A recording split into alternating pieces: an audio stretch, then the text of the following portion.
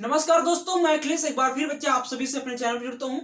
आज बच्चे जो हमारा इंपॉर्टेंट टॉपिक क्या है, छोटे राज्य वर्सेस बड़े राज्य। यानी आज का जो टॉपिक है, जो छोटे राज्य हैं और जो बड़े राज्य हैं, इनमें क्या अंतर है, किस आधार पे छोटे राज्य क्या है, बड़े आधार क्या होना चाहिए छोटे राज्यों को, या बड़े राज्य हैं उनको होना चाहिए। मतलब इन सारी चीजों के बारे में डाउट क्लियर करेंगे। ठीक है, तो देखो बच्चे, आप सभी को पता है कि हम लोग पिछले लेक्चर में क्या पढ़े हैं, राज्यों का उद्भव यानी जो केंद्र शासित क्षेत्र थे उनके बारे में कैसे उद्भव या राज्यों का उद्भव कैसे होता है, उन सब के बारे में बात किया। ठीक है, और आज जो 9वीं क्लासेस में हम बात करेंगे, जो छोटे राज्य हैं बड़े राज्य, इनका मुद्दा क्यों चर्चा हो जाती है, कभी कभी गर्माहट आ जाती है या डिमांड की जाती है बड़े बड़े राज्यों से छोटे छोटे राज्यों से, ऐसा क्यों होता है, इन सब चीजों के बारे में चर्चा करें। ठीक है, उसके बाद हम ये भी जानेंगे जो विशेष राज्य का दर्जा, स्पेशल प्रोविजन दिया जाता है स्टेट को, वो जो स्पेशल प्रोविजन का सर्टिफिकेट दिया जाता है किस आधार पर दिया जाता है, या कौन कौन से ऐसे आधार है, कौन कौन से बातें हैं, उन सब के बारे में यानी सब कुछ विस्तार से हम जानेंगे। ठीक है, तो देखो बच्चा, आज का जो हमारा टॉपिक है किसके है, छोटे राज्य। तो पहले हम जाने छोटे राज्य वर्सेस बड़े राज्य में, पहले हम जाने बच्चा छोटे राज्य। छोटे राज्य की ये जो 5 पॉइंट दिख रहे हैं, इन्हीं में हम छोटे राज्य को आपको समझाएंगे और इन्हीं में हम आपको बड़े राज्यों को समझा देंगे। ठीक है, यानी देखो सीधी सी बात है बच्चा, पहला हमने देखा क्या देखा, पहला हमने देखा लोकतंत्र के आधार पर, यानी लोकतंत्र के आधार पर छोटे राज्य क्या है। देखो सीधी सी बात बच्चा है, लोकतंत्र के आधार पर छोटे राज्यों की डिमांड इसलिए की जाती है कि जहां छोटा राज्य होगा वहां पर लोकतंत्र बहुत आसानी से हो जाएगा। क्योंकि अगर कोई विधायक है, मान लो, ठीक है, तुम्हारे विधायक साहब हैं, अगर छोटा राज्य है तो ये छोटी जनसंख्या का प्रतिनिधित्व कर रहे होंगे। जब वो छोटी जनसंख्या का प्रतिनिधित्व कर रहे होंगे तो हर क्षेत्र में हर वर्ग के लोगों के पास, गरीब अमीर हर तबके के पास जा पाएंगे। और एक जब छोटी जनसंख्या का प्रतिनिधित्व कर रहे हैं तो वो अपनी बात, हर एक जनसंख्या की, हर मानव की बात, हर समाज की बात, हर इंडिविजुअल की बात कहां से राज्य विधानमंडल तक पहुंचा सकेंगे। ठीक है, तो पहली बात, लोकतंत्र के आधार पर देखा जाए तो जो छोटे राज्य के विधायक होते हैं, जो सांसद होते हैं, सीधी सी बात वो कम जनसंख्या का प्रतिनिधित्व कर रहे होते हैं और इस आधार पर वो लोकतंत्र में जो मजबूत है, जो जनता है, जो अहम है, लोकतंत्र में जो जनता ही प्रमुख होती है, उनकी बात है वो कहां, संसद तक या राज्य विधानमंडल तक पहुंचा सकते हैं। ठीक है, यानी वहां तक आसानी से पहुंचा सकते हैं। इसलिए क्या बताया गया कि जो लोकतंत्र के आधार पर छोटे राज्यों को, यह बताया गया लोकतंत्र के आधार पर छोटे राज्यों होने चाहिए। दूसरी बात इन्होंने क्या बताई, आर्थिक विकास के आधार पर, आर्थिक विकास के आधार पर यह बताया कि जहां पर छोटा राज्य होगा वहां पे आर्थिक विकास होगा। अच्छा, एग्जाम्पल के तौर पे हम ले भी सकते हैं कि जैसे आपका ले लो भैया, गोवा हो गया। ठीक है, आप गोवा ले लो, ठीक है, हरियाणा ले लो, इन सारे राज्यों में लगभग देखो जनसंख्या तो बहुत कम है, बहुत छोटे हैं। ठीक है, ठीक है, देन कंपेयर यूपी ले लो एंड बिहार ले लो। ठीक है, अगर हम बड़े राज्य के देखें, ठीक है, अगर हम बड़े राज्य को छोटे राज्य को देखें तो तुलना करें तो वाकई में आपको लगेगा कि नहीं, अब क्या होने चाहिए, छोटे राज्य होने चाहिए। क्योंकि भाई यूपी बिहार में कितनी बेरोजगारी है, ठीक, और गोवा हरियाणा में बेरोजगारी नो डाउट पूरे भारत में है, उसके लिए तो कोई डाउट ही नहीं। लेकिन यहाँ पे रोजगार की कुछ ना कुछ तो स्किल है, यहाँ पे कुछ ना कुछ तो रोजगार के ज्यादा चांसेस हैं than compare UP and Bihar. ठीक है, तो ये चीज भी बताई गई, आर्थिक विकास के आधार पर छोटे राज्यों का होना जरूरी है, यानी जो छोटे राज्य को ज्यादा महत्व दिया जा रहा है आर्थिक विकास के आधार पर। ठीक है, यानी पहली बात समझ आए कि लोकतंत्र के आधार पे, कि लोकतंत्र के आधार पे जो विधायक होगा वो कम जनसंख्या का प्रतिनिधित्व करेगा तो जनता की आसानी से बात सरकार तक पहुंच जाएगी। ठीक है, यानी आसानी से बात समझ सरकार तक, संसद तक पहुंच जाएगी। ठीक, राज्य विधानमंडल तक। उसके बाद हमने बताया आर्थिक विकास के आधार पर, यानी आर्थिक विकास के आधार पर आप गोवा को ले लो, हरियाणा को ले लो, देन कंपेयर यूपी और बिहार, यानी इन दोनों राज्यों को, गोवा और हरियाणा को यूपी और बिहार की तुलना में आप देखेंगे, खुद देखेंगे तो आपको लगेगा कि नहीं, हाँ जो ये बात है सही है, आर्थिक विकास गोवा और हरियाणा का ज्यादा हुआ है यूपी और बिहार कंपेयर में, सही बात है ना। उसके बाद बच्चा एक चीज और बताइए, प्रशासनिक कुशलता के आधार पर, प्रशासनिक कुशलता के आधार पर सीधी सी बात ये, ऐसे समझो जब छोटा सा राज्य होगा, वही भी आ जाता है, जब छोटा सा राज्य होगा तो भाई यहाँ पे जो एडमिनिस्ट्रेटिव पावर होगा वो आसानी से पूरी जनता तक जा पाएगा। मान लो जैसे अभी क्या है, कोविड आया, जो छोटे छोटे राज्य थे, जो डिस्ट्रिक्ट छोटे छोटे थे, वहां पे आसानी से जल्दी से वैक्सीनेशन हो गया। ठीक है, जो बड़े थे वहां पे टाइम लगा, तो इसलिए वहां पे ज्यादा अवेयर होने की जरूरत थी, क्योंकि वैक्सीनेशन नहीं हुआ था और कोविड का फैलने का ज्यादा चांस था, इसलिए ये क्या। अब आप देखो महाराष्ट्र में कितनी ज्यादा जनसंख्या रहती है, कितनी ज्यादा जनसंख्या होने की वजह से तो आज तक वहां कोविड के केस कम नहीं हो पाए। और आप देख लो दिल्ली में देख लो, हुए हैं नो डाउट हुए, लेकिन बहुत जल्दी रिकवरी हो गई। गोवा में देख लो, मणिपुर में देख लो, इन सब छोटे छोटे राज्यों में कहीं हुआ, ज्यादा हुआ ही नहीं, हुआ तो एकदम नॉर्मली हुआ, सही हो गया, ठीक है। तो इसीलिए यह बताया गया कि यानी जो प्रशासनिक कुशलता के आधार पर आप आसानी से पहुंच सकते छोटे राज्यों में, ठीक है, आम जनता की सुविधा के लिए। और उसके बाद क्या बताया, सरकारी योजनाओं का क्रियान्वयन, यानी जितनी भी सरकारी योजनाएं, चाहे केंद्र योजित हो, चाहे सेंट्रल योजित हो, चाहे स्टेट योजित हो, मतलब जितनी भी सरकारी योजनाओं को हम आम जनता तक आसानी से सही समय पर सही सुविधा अनुसार पहुंचा सकते हैं। सीधी सी ये बात है, यानी जो आम जनता तक है, देखो आपको सबसे बड़ी बात यही जाननी है कि जितना भी कानून होता है, जो भी बनता है, आम जनता के लिए बनता है, कुछ सरकार के लिए नहीं बनता, ना मोदी के लिए, ना अखिलेश के लिए, ना योगी के लिए। जो भी बनता है हमारे और तुम्हारे के लिए बनता है, सिर्फ उसे हमें पहचानना है और अपने अच्छे के लिए हमें कार्य करवाना सरकार से, क्योंकि सरकार को आप जागरूक नहीं करेंगे तो वो तुम्हारे लिए बहुत ही कम ही कार्य करेगी, ठीक है। और जो तुम चाहोगे सरकार से मनवा लोगे, ठीक है। हाँ, ये ना कहो कि हमारी शादी इनसे करवाना है तो जान दे देंगे, ये ना करवा लेना भाई साहब, ठीक है। तो इसलिए ये सारी चीजें, यानी सरकारी योजनाओं का क्रियान्वयन, ठीक है, क्योंकि अब शादी वाला तो माहौल चल रहा है, लेकिन ये ना करो कि यार तुम्हारी शादी जबरदस्ती हो जाए, ठीक है, पढ़ाई करो, हो जाएगी, यही एक चारा है, शिक्षा एक ही चारा है। आज के टाइम पर अगर तुम्हें लव मैरिज करनी है तो सरकारी नौकरी ले लो, फेंक के मारो, सरकारी सब कुछ तुम्हारी है, ठीक है। उसके बाद बच्चा देखो, मजाक था, ठीक है, सीरियस नहीं ले लो यार, ठीक है। तो न्यायिक आधार पर देखो, न्यायिक आधार का कॉन्सेप्ट ऐसे समझो, देखो बच्चा, न्यायिक आधार का जो कॉन्सेप्ट है हम इसको ऐसे समझते हैं, अगर इस आधार में देखें तो जब कम जनसंख्या का प्रतिनिधित्व कर रहा होगा कोई डिस्ट्रिक्ट, कोई जिला, तो उसमें क्या होगा, वहां पे अगर लोअर कोर्ट में आसानी से, या कोई राज्य जब कर रहा होगा, अगर लोअर कोर्ट में उनको अपना जजमेंट सही नहीं लगा तो वो आसानी से हाई कोर्ट जा सकते हैं, आसानी से हाई कोर्ट जा सकते हैं कि नहीं जा सकते। यानी सीधी सी बात है बच्चा, हाई कोर्ट तक आम जनता की आसानी से पहुंच हो जाती है। जब हाई कोर्ट तक आम जनता की आसानी से पहुंच हो जाती है तो क्या होता है, इससे न्याय का उनके अधिकार जो होते हैं जल्दी मिल जाते, तो इसलिए छोटे राज्य को अप्रमोट किया जाता है, ठीक है। ये तो थे छोटे राज्य। छोटे राज्यों में कोई डाउट हुआ, यानी प्रशासनिक कुशलता ही बता दिया कि आसानी से एडमिनिस्ट्रेशन पावर आम जनता तक, एक एक व्यक्ति तक को वैक्सीनेशन के माध्यम से पहुंच गया, ठीक है। सरकारी योजनाओं का क्रियान्वयन, यानी जो सरकारी योजनाएं सरकार द्वारा या राज्य द्वारा निकाली जा रही है वो सबको, जैसे क्या था कि अभी केंद्र सरकार और राज्य सरकार ने 15-15 दिन का राशन दिया, आसानी से पहुंच पाया, ठीक है। इन सब चीजों को लेकर था, ठीक है। उसके बाद न्यायिक अधिकार, अगर ये तो छोटे राज्य तो समझ में आ गए, उम्मीद करते हैं, ठीक है, यदि छोटे राज्य तो होने चाहिए। अब हम चलो इन्हीं के माध्यम से देखते हैं बड़े राज्य क्यों होने चाहिए, ठीक है। तो बड़े राज्यों को हम देखते हैं, देखो अब फिर हम पहुंचते हैं पहले कॉन्सेप्ट में, ठीक है। अब कहोगे सर जी आप तो दोनों बता दो कौन होना चाहिए, तो देखो तुम्हारे हिसाब से क्या होना चाहिए वो तुम मुझे बताना, ठीक है। तो देखो बच्चा, लोकतंत्र के आधार पर अब बड़े राज्य, अब हम छोटे राज्य को हटा देते हैं, छोटे राज्य को हमने दिया काट, अब हम चलेंगे बड़े राज्य की तरफ, यानी बड़े राज्य, ठीक है।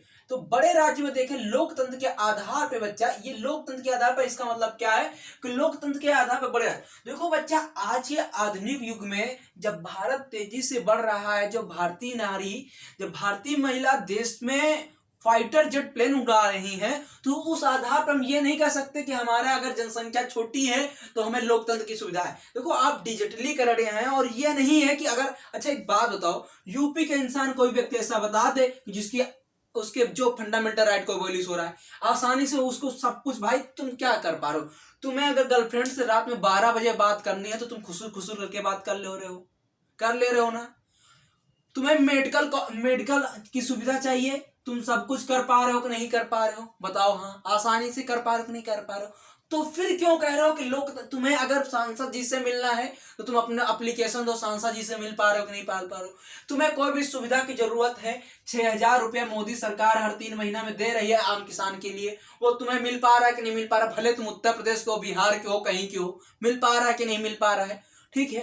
तो इन सब चीजों, अगर आप ये करो कि लोकतंत्र जो है, लोकतंत्र के आधार पर बड़े राज्यों को नहीं बनाना चाहिए, तो ये गलत है, क्योंकि आज के आधुनिक युग में भारत हर इस इंसान को एक कोने कोने तक सब कुछ पहुंचा रहा है। तो इस आधार पर तो हम तो नहीं मान सकते, ठीक है, चलो हमने नहीं माना, लेकिन ये बड़े राज्य की बात हो रही, ठीक है। यानी इस आधार पर आप छोटा राज्य नहीं बना सकते, ठीक है। ये बड़े राज्य अपन डिफेंड कर रहा है कि मुझे बचाना है अपने राज्य को, ठीक है, बड़ा बड़ा ही रहना चाहिए, ठीक है। यानी लोकतंत्र के आधार पर नहीं रख सकते हो। उसके बाद बच्चा रही आर्थिक विकास के आधार पर। आर्थिक विकास के आधार पर अगर देखा जाए तो कोई भी देश हो या कोई भी राज्य हो, अगर वहां की सरकारें सही तरीके से क्रियान्वयन कर रही हैं और आम जनता के लिए कार्य कर रही हैं और वहां की एजुकेशन सेक्टर अच्छा है, स्वास्थ्य सुविधा अच्छी हो रही है, तो वहां पर भी आर्थिक विकास हो सकता है, हो सकता है। लेकिन इसके लिए क्या करना चाहिए, इसके लिए सरकार को एक्शन लेना चाहिए और आम जनता को शिक्षित करना चाहिए, आम जनता को प्रोत्साहित करना चाहिए रोजगार के लिए, रोजगार में मदद करनी चाहिए। इससे भी क्या हो सकता है, आर्थिक विकास को भी हम काट सकते हैं, यानी आर्थिक विकास भी हमारा हो सकता है, चाहे कितना बड़ा भी राज्य हो, चाहे उत्तर प्रदेश हो चाहे बिहार हो। ठीक है, ये हुआ।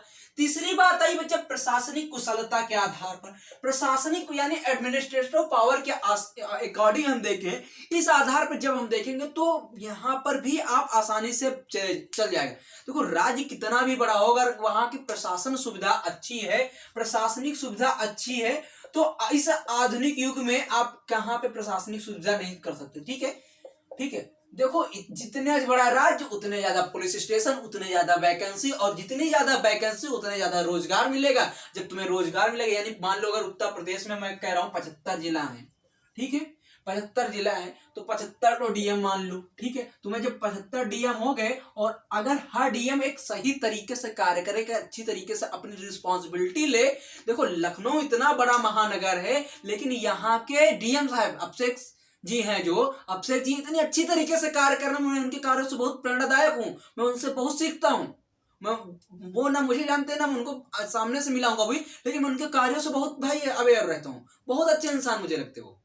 तो इतने बड़े महानगर को वो संभाल ले रहे हैं भाई साहब, तो ऐसा तो नहीं है कि नहीं प्रशासनिक सुविधा सही नहीं हो सकती। इसलिए ये मैं कह रहा हूँ प्रशासनिक सुविधा बहुत अच्छी तरीके से चलाई जा सकती है, चाहे जितना बड़ा राज्य हो, चाहे जितना बड़ा डिस्ट्रिक्ट हो। सिर्फ और सिर्फ वहां के प्रशासनिक सुविधा जो हो, जो प्रशासनिक अधिकारी हो, अपने कार्य अच्छी तरीके से करें। और सीधी सी बात बच्चा, एक बात बताए, चाहे छोटा हो चाहे बड़ा, अगर तुम अपने परिवार को ले लो, तुम्हारे अगर परिवार में जो लीडरशिप, मान लो तुम्हारा परिवार 50 लोगों का, ठीक है, और उसका जो मुखिया सिर्फ एक है, तो परिवार अच्छे चलेगा। लेकिन अगर उसकी मम्मी अलग चल रही, चाचा अलग मुखिया, पापा अलग, बुआ अलग, भाभी अलग, तो फिर परिवार एक नहीं हो पाएगा ना, वो छोटे टुकड़ों में बट जाएगा, तब भी नहीं चल पाएगा। इसलिए बच्चा मैं सीधा सा एग्जांपल बता रहा हूं, प्रशासनिक कुशलता के आधार पर आसानी से चाहे जितना बड़ा राज्य उसको चलाया जा सकता है। चलाया इस आधार पर जा सकता है कि आपको जितनी भी कार्य दिए गए उनको सही समय पे सही तरीके से आम जनता तक पहुंचाना। ठीक है, उसके लिए 10-90 देखो भाई, महिलाओं के लिए भी चल रहा है, कितने अच्छे अच्छे कार्य चल रहे हैं।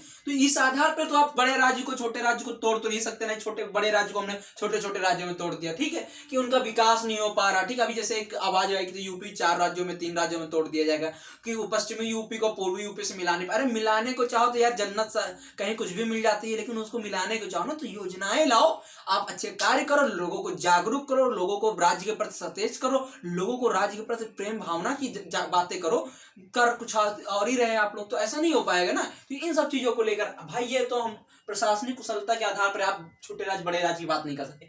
उसके बाद आती है सरकारी योजनाओं के क्रियान्वयन। अच्छा ये बताओ, कोई भी ऐसी योजना है जो बड़े राज्यों में दी गई हो, छोटे राज्यों में न दी गई है, छोटे राज्यों में दी गई बड़े राज्यों को? आज तक केंद्र की जितनी योजनाएं हैं, यह तो नहीं है ना कि सिर्फ यूपी में दी गई है बड़ी, और बिहार में न दिया जाए, बिहार यूपी में दे दिया जाए, गोवा पंजाब हरियाणा में दिया, यानी जितनी केंद्र की योजनाएं सारी की सारी तो दी गई है। तो ये बताओ, आप इस आधार पर तो नहीं कह सकते बड़े राज्यों में बच्चा केंद्र की सरकार की योजनाएं नहीं होती। भैया चाहे वो केंद्र की हो चाहे राज्य हो, आसानी तरीके से सरकारी योजनाओं का क्रियान्वयन होता है। हाँ कभी कभी ये होता है, कहीं कहीं लेट हो जाता है, तो उसके लिए एक सही तरीके से सही वे पे पहुंचाना है, ये सरकार की जिम्मेदारी और उस स्थानीय सरकार की जिम्मेदारी होनी चाहिए। और एक बात बताएं, जब स्थानीय सरकार सचेत होगी, जैसे ग्राम प्रधान हो गया, ब्लॉक ऑफिसर हो गया, ठीक है, और तुम्हारा जिला पंचायत का ऑफिसर हो गया, ठीक है, और तुम्हारा जिला अध्यक्ष होता, वो सब अगर ये तुम्हारी जो स्थानीय सरकारें हैं अगर ये अवेयर हो जाए, ये सतर्क हो जाए, तो आम जनता को, चाहे हम कह रहे हैं 2 करोड़ की पॉपुलेशन हो, जितनी भी हो, चाहे जितनी भी हो, 25 करोड़ यूपी की पॉपुलेशन है, 25 करोड़ आसानी से रह सकते हैं अगर ये सारी चीजें स्थानीय जनता। भाई अगर तुम्हारी कोई समस्या, तुम्हारा ग्राम प्रधान के पास जाओ, प्रधान जी हमारे पास ये दिक्कत है, प्रधान जी अपनी बात ब्लॉक स्तर पर रख के, और ब्लॉक स्तर जिला स्तर पर पहुंचते तुम्हारी समस्या का समाधान, बात खत्म। अरे भाई समस्या का समाधान, नल का खराब हुआ, लाइट नहीं आ रही, जो भी दिक्कतें तुम्हारी हैं वो सारी की समस्याओं का समाधान हो गया, सारी समस्याओं का समाधान हो। तुम क्यों कह रहे हो छोटे राज्य बड़े राज्य, तुमसे कोई मतलब ही नहीं भाई, फिर काम खत्म ना, फिर तो विकास हो रहा तुम्हारा। तो ये भी चीज भाई ये भी है, ठीक है, ये भी बात है डिफरेंट में रखा इन्होंने। उसके बाद क्या बताया, न्यायिक आधार पे। अच्छा अब देखो न्यायिक आधार पे तो एक मुद्दा तो ये हो जाता है, कभी कभी छोटे राज्य ऐसे होते हैं कि उनको 3-4 स्टेट की, जैसे अब जैसे चंडीगढ़, पंजाब और हरियाणा, इनका एक ही हाई कोर्ट है, वो क्या है, चंडीगढ़। अब बताओ 3 राज्यों को एक ही हाई कोर्ट बना दे, और उत्तर प्रदेश की इतना बड़ा राज्य होने के बाद देखिए 2 बेंचें कर दे। यानी ऐसा नहीं है कि आप न्यायिक सुविधा नहीं मिल रही, देखो एक लखनऊ बेंच है, एक इलाहाबाद बेंच है ना, तो यानी छोटे राज्यों को तो कभी कभी ज्यादा भीड़ मारी हो जाती है, उनके पास तो ज्यादा मारा मारी हो जाती है, क्योंकि उनको 3-3 स्टेट को देखना पड़ता है। अब तुम सीधा से एग्जांपल ले लो, पंजाब हो गया आपका, देखो ये पंजाब हो गया तुम्हारा, ठीक है, और हरियाणा ले लो, ठीक है, हरियाणा, और बच्चा उसके बाद क्या, चंडीगढ़, ठीक है। ये जो 3 राज्य, इनका एक कॉमन हाई कोर्ट है, इनका एक कॉमन हाई कोर्ट है। और वहीं पर यूपी जो अकेले है बाबा, ये का बाबा वाला ना, बाबा वाला, काबा जो भी कह लो, बाबा वाला, अपने बाबा वाला, ठीक है। तो यूपी जो है बच्चा है, ये क्या है, अब इसमें देखो एक इलाहाबाद बेंच है, इलाहाबाद बेंच है, ठीक है, और एक क्या है, लखनऊ बेंच है। तो ये बताओ बच्चा, ऐसा तो है नहीं कि यहाँ के यूपी के लोगों को न्यायिक सुविधा नहीं मिल पा रही। ये बताओ आज तक, देखो वो बात अलग है कि किसी का केस कितने पेंडिंग, कितने लंबे चल रहे हैं, वो बात अलग है, हम ये नहीं बता। लेकिन अगर तुमने कोई केस फाइल की तो ऐसा नहीं कि सदियों 10-20 साल तुम्हारे केस की सुनवाई न हो, ऐसा तो नहीं चल रहा है भाई। हियरिंग होती है, वो बात अलग है, वो वहाँ कानूनी मसला है, वो प्रशासनिक मसला है, उसमें हम हस्तक्षेप नहीं कर सकते। हमारी कोई चलने वाली नहीं भाई, हम क्यों चलाएंगे, हम उस पद के काबिल होंगे तभी तो चलाएंगे ना, ठीक है। ये इन सब चीजों के लिए ऐसा है ना। तो ये आप ये भी अधिकार निरस्त, यानी न्यायिक अधिकार भी नहीं कह सकते कि नहीं, न्यायिक अधिकार पर बड़े राज्य नहीं हो सकते। ये सब ये थे बच्चा बड़े राज्यों की बात, यानी छोटे राज्य वर्सेस बड़े राज्य। देखो छोटे राज्यों की हमने बात रखी और बड़े राज्यों की बात रखी। अब इनको हम अगर निष्कर्ष के रूप में देखें, यानी इन सबको बच्चा अगर हम एक निष्कर्ष के तौर पे देखें, इन सबका बच्चा एक निष्कर्ष अगर हम निकालें तो बच्चा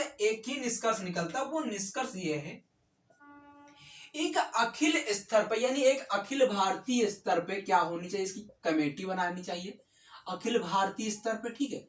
और एक कमेटी बनाए, एक समिति बनाए, और वो डिस्कस करें कि किस आधार पे भारत में राज्यों का बंटवारा, यानी जो राज्यों का गठन होना चाहिए, एक अपनी रिपोर्ट प्रस्तुत करें, उस पर सरकार को विचार विमर्श करना चाहिए, और उसी आधार पर पुनः एक बार राज्यों का गठन किया जाना चाहिए।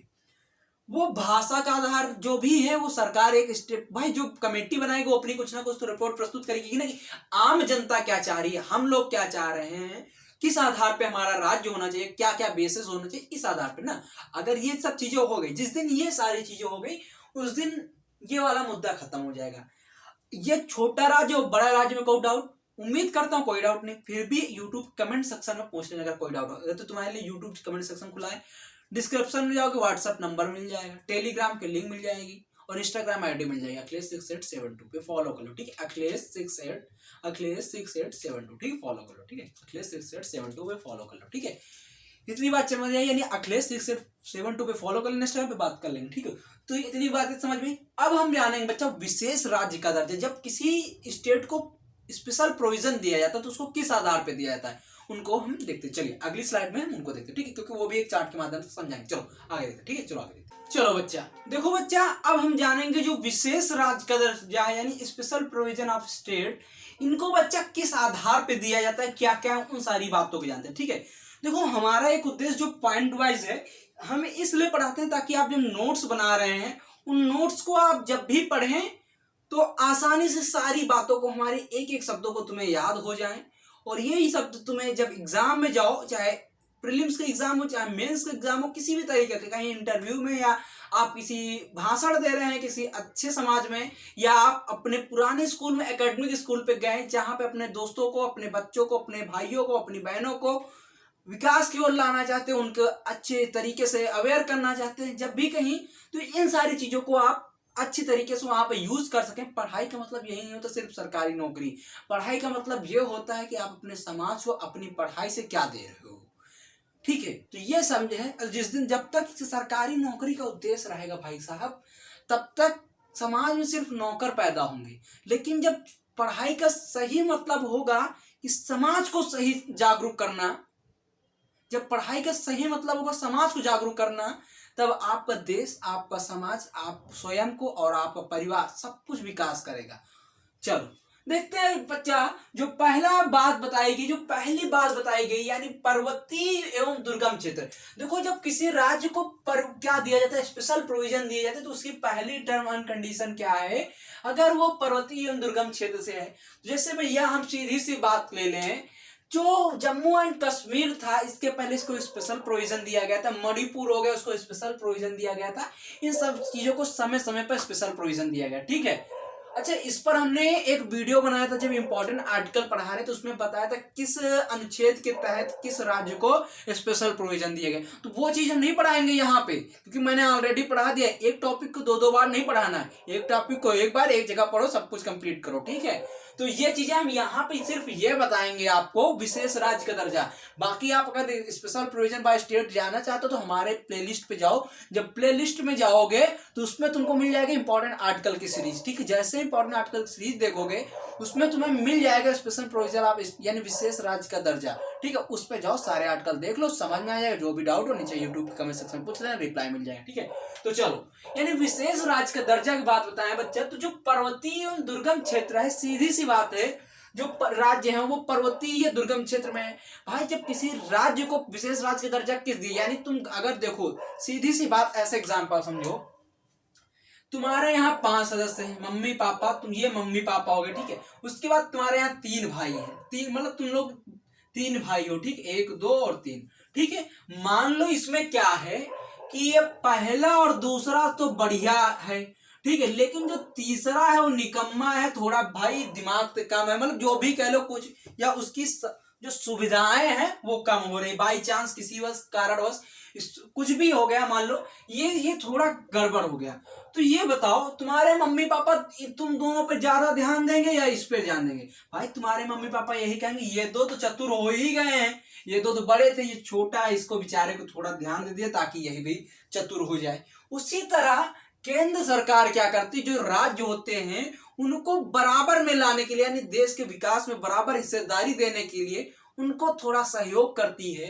जो सहयोग करती थोड़ा बहुत नहीं करती है, वो इस आधार पर करती है, जब विशेष राज्य का दर्जा किसी राज्य को दे दिया, जो मान लो अगर 100 रुपया का खर्च हुआ तो उसमें 90 रुपया कौन खर्च करेगा, से केंद्र करेगा, और 10 रुपया कौन खर्च करेगा बच्चा, उसमें 10 रुपया कौन राज्य खर्च करेगा, राज्य करेगा, ठीक है। यानी जो 10 रुपया है बच्चा राज्य खर्च करेगा। मान लो जैसे कि कोई केंद्र प्रायोजित, जैसे कि ये राज्य है, ये राज्य बच्चा जब भी केंद्र से लोन लेगा तो उसमें 10 रुपया 100 रुपया लोन लिया, उसमें 90 रुपया उसका माफ हो जाएगा, यानी उसको 90 रुपया नहीं देना पड़ेगा, सिर्फ देना क्या पड़ेगा, 10 रुपए। यानी सीधी सी बात है, हमसे तुम 100 रुपये लियो और तुम गरीब हो, गरीब इन द सेंस भाई ये ना समझो, यानी जो तुम्हारा तीसरा भाई है ये वाला, ये कमजोर है, तो इसने मम्मी ने इसको 100 रुपया दिया तो 90 रुपये इसके खर्च में कहा कि 10 रुपया बचा के ले आओ, ठीक है, 10 रुपया बचा के ले। यहाँ पे कहीं 100 रुपया दी नहीं, कहीं 50-50 दोनों ले, यानी 50-50 यहाँ कर दिया, यहाँ तो 9-10 का 9.1 का रेशियो चल रहा है, ठीक है। तो ये सब चीजें हैं, ठीक है। तो इसलिए सब राज्य क्या सोचते हैं कि भैया हमें विशेष राज्य का दर्जा मिल जाए ताकि हमारी कम पूंजी खत्म हो और हमें सब कुछ बाकायदा होता रहे, ठीक है। तो पर्वतीय एवं दुर्गम क्षेत्रों की जब कोई भी राज्य, कोई क्षेत्र, कोई प्रदेश पर्वतीय एवं दुर्गम क्षेत्र से आएगा तो उसको विशेष राज्य का दर्जा दिया जा सकता है, पहला आधार। दूसरा आधार क्या है, जनजातीय आबादी का क्षेत्र। जनजातीय आबादी का क्षेत्र का मतलब सीधी सी बात बच्चा, ट्राइबल एरिया क्षेत्र। वो ट्राइबल एरिया क्षेत्र जहां पर पूर्णतया विकास नहीं है, स्कूल नहीं, उनको कपड़े पहनने का तरीका नहीं, उनको शिक्षा का तरीका नहीं, उनकी वहां स्वास्थ्य की सुविधा नहीं, बिजली नहीं है, पानी नहीं है, कोई भी सारी समस्याएं हैं, उस क्षेत्र को भी जनजातीय आबादी के जो क्षेत्र है उस क्षेत्र को, उस आधार पर भी किसी राज्य को हम विशेष राज्य का दर्जा दे सकते हैं, ठीक है। उसके बाद तीसरी बात आती है जनन की विविधता। जनन की विविधता यह होती है बच्चा, किसी राज्य में ऐसा होता है बहुत ज्यादा महिलाएं हैं या बहुत ज्यादा पुरुष हैं, ठीक है। तो वहां पर क्या होता है, जैसे बहुत ज्यादा पुरुष है, वहां पर महिलाओं कमी है, तो उस राज्य में महिलाओं के लिए थोड़ा बहुत प्रोत्साहित करने के लिए, ताकि महिलाओं को जन्म हो, बच्चियों का जन्म हो, उनको शिक्षा दिया जाए ताकि लोग पढ़े लिखे, तो ये जो भ्रूण हत्या होती है इन सब चीजों कमी आए, जब इन सब चीजों कमी आएगी तो जनन की इक्वालिटी हो जाएगी। तो इन सब जब जनन की विविधता है ये कम हो जाएगी, तो इस आधार पर भी हम किसी राज्य को बच्चा क्या दे सकते हैं, पूरे राज्य का विशेष राज्य का दर्जा, सॉरी पूरे राज्य का नहीं, विशेष राज्य का दर्जा यानी स्पेशल प्रोविजन दे सकते हैं, यानी पूरे राज्य का हम दर्जा दे सकते हैं, विशेष राज्य का दर्जा दे सकते हैं। इतनी बात समझिए। उसके बाद बच्चे चौथी बात क्या, आर्थिक स्थिति। आर्थिक स्थिति इन द सेंस ऐसे समझो, जैसे पर्वतीय इलाका है वहां पर कहाँ क्या खेती होती है, न गेहूं की खेती, न धान की खेती, कोई सारी खेती नहीं हो पाती, तो वहां पे आर्थिक विकास कैसे होगा। वहां पे ट्रेन भी नहीं जा पा रही, वहां पे परिवहन की सुविधा भी नहीं है आसानी से, तो इसलिए भी क्या होता है, एक ये आधार भी हो सकता है विशेष राज्य का दर्जा देने के लिए, ये आधार भी हो सकता है विशेष राज्य का दर्जा देने के लिए। और जो आज की जो अंतिम बात है वो संसाधनों की कमी। संसाधनों की कमी का मतलब ये है कि कोई भी राज्य है जहां पे वहां पे संसाधनों की कमी है, जैसे मिनरल्स की कमी है या कोई भी समस्याएं हैं, इन द सेंस हम ऐसे ले सकते हैं जैसे पर्वतीय एरिया है वहां पर भाई ट्रेन आसानी से नहीं जा सकती, वहां पे पानी की सुविधा आसानी से नहीं हो सकती, बिजली की सुविधा आसानी से नहीं हो सकती। उत्तराखंड के अभी कई सारे ऐसे क्षेत्र जहां पे रोडें ही नहीं बनी है। तो ये सारी समस्याओं को देखते हुए उस राज्य को हम क्या कह सकते हैं, विशेष राज्य का दर्जा दे सकते हैं। तो अगर हमें किसी राज्य को विशेष राज्य का दर्जा देना है, विशेष राज्य का उससे सर्टिफिकेट देना है, तो कम से कम इन 5 चीजों पे, कितने, इन 5 चीजों पे बच्चा, इन 5 चीजों पे हमें ध्यान देना होगा। यानी सीधी सी बात है कि अगर हमें किसी भी राज्य को विशेष राज्य का दर्जा देना है तो कम से कम इन 5 चीजों पे ध्यान देना होगा, और जैसे ही इन 5 चीजों पे वो खरा उतरा तुरंत उसको विशेष राज्य का दर्जा दिया जाएगा। समय समय पर विशेष राज्य को दर्जा दिया गया, कई सारे राज्यों को विशेष राज्य का दर्जा दिया गया। कभी कभी बहुत से और राज्य कह देते हैं हमें भी विशेष राज्य का दर्जा दो, हमें भी आवाज उठती रहती है, आप सब लोग सुनते रहते हो। तो आज से तुम्हारे डाउट क्लियर हो जाएंगे। यानी अब कहीं आवाज उठी कि हमें विशेष राज्य का दर्जा दोगे तो तुम सबसे पहले क्या देखोगे, 5 पैरामीटर देखोगे, इस पे सुट पे तो दियो, नहीं तो बाहर बोलो, हटाओ, काम खत्म करो। जब तुम प्रशासनिक अधिकारी बन के जाओगे तब तो तुम्हारी और स्किल भी बढ़ जाएगी, तब तक तो और भी चीजें आ जाएंगी, तो वो अपनी स्किल लेवल पर। ठीक है, फिलहाल अभी के लिए इतना ही। उम्मीद करता हूं आज का जो टॉपिक है आपको पसंद आएगा। प्लीज अच्छा लगे तो इसको लाइक करो, शेयर करो, सब्सक्राइब करो अपने दोस्तों में। ठीक है, इसको सब्सक्राइब करो, इस चैनल को अपने दोस्तों में शेयर करो। पढ़ते रहे, मुस्कुराते रहे। जय हिंद, जय भारत। सब्सक्राइब करना ना भूलना, ठीक है, सब्सक्राइब करना ना भूलना, ठीक है। जय हिंद, जय भारत। शेयर